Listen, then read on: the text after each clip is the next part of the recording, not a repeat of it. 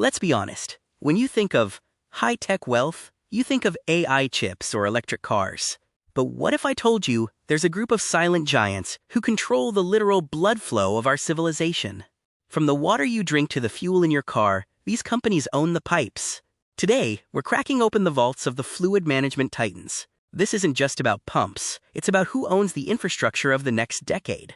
Welcome to the HDIN Research 2026 Strategy Review. Imagine running a business that everyone calls boring and commodity-based, and then walking home with a 33% profit margin. That's not a business, that's a legal heist. While most industrial players are happy to scrape together 12 cents on the dollar, IDEX and Dover are out here printing money. Why? Because they've mastered the art of the niche. They don't just sell pumps, they sell peace of mind in industries where a single leak costs millions. But wait, there's a hole in the pocket the size of a crater. For years, these giants have been on a shopping spree, buying up smaller companies like teenagers with their first credit card. Now the bill is due. Look at Ingersoll Rand. They just admitted a $230 million mistake. When half of your company's value is just goodwill, which is basically accountant speak for, we hope we didn't overpay, you are walking on very thin ice. Let's look at the scoreboard. It's a tale of two philosophies. On one side, you have Ingersoll Rand, the efficiency giant. They generate over $360,000 for every single employee they hire. On the other side, you have IDEX, the niche sniper. They might be smaller, but they are far more lethal when it comes to margins. The question is, do you want to be the biggest kid on the block, or the one with the most gold in his pockets? How did they survive the massive inflation of the last 2 years?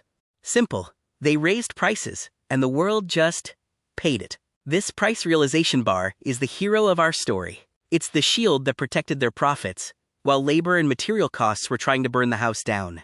If you have the power to raise prices without losing customers, you don't have a business. You have an empire.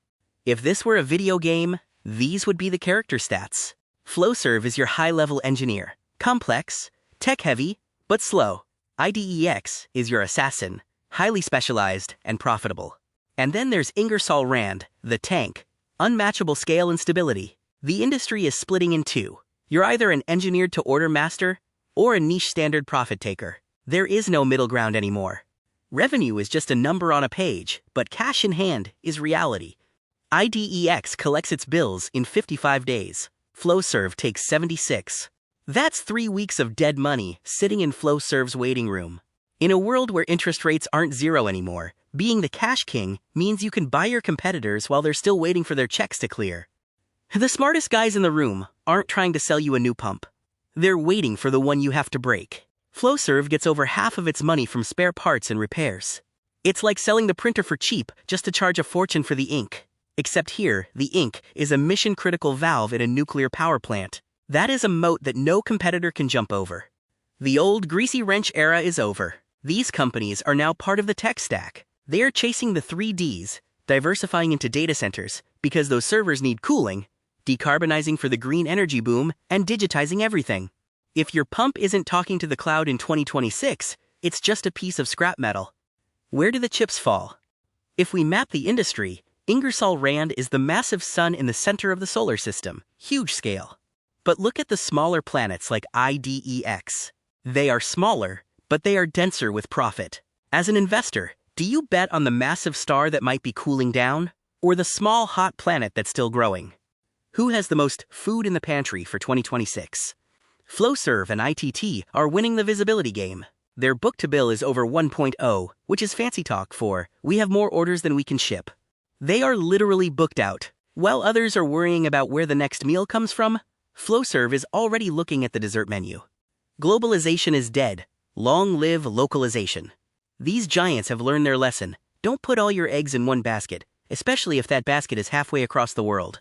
They are building regional hubs in the US, Europe, and the Middle East. It's a region-for-region model. It's about building it where you sell it, so a tariff war doesn't bankrupt your quarter.